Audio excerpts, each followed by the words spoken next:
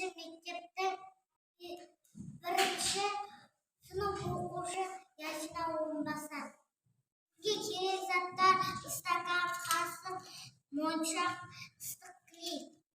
Стаканға қасықтарды ыстық клеймен жабыстырамыз.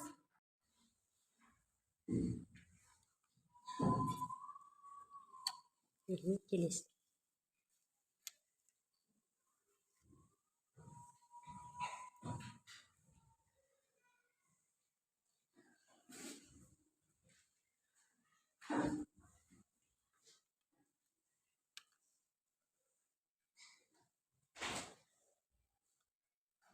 Төменірек түсір.